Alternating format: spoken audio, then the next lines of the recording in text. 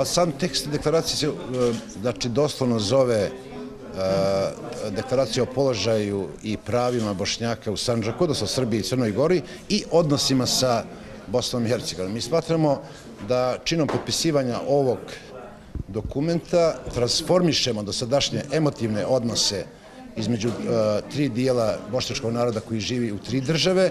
transformaciju u proces institucionalizacije tih odnosa, dakle, tri dijela bošnjačkog naroda koji živi u tri suverene države. U prvom dijelu tog dokumenta mi naročito povlačimo poboljšanje položaja Bošnjaka u Crnoj Gori, poboljšanje naročito u jednoj najosjetljivijoj oblasti koja se tiče bošnjačkog nacionalnog identiteta i to tačno u 4 oblasti. Dakle, u oblasti službene i javne upotrebe bosanskog jezika i pisma, u oblasti prava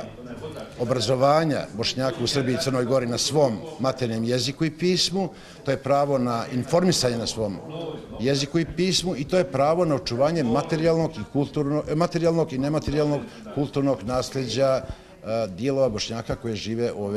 ove dvije države. Nakon potpisivanja ove deklaracije mi ćemo dakle pokušati da ono što jeste zapravo poenta, a to je institucionalizacija odnosa tri dijela bošnjačkog naroda sa održavanjem za početak različitih predavanja, zajedničkih okruglih stolova, projekata u ove 4 oblasti u smislu korištenja, ajde da kažemo prije svega i predpristupnih fondova Evropske unije koje postoje zapravo u ove 4 oblasti. Mi smatramo da će prekogranična saradnja između ove dvije države, a inicirana od strane jedne nacionalne zajednice, u ovom slučaju Bošnjaka, biti efikasniji način da se dođe do tih sredstava upravo u očuvanju i unapređenju u ove 4 oblasti o kojim govorimo.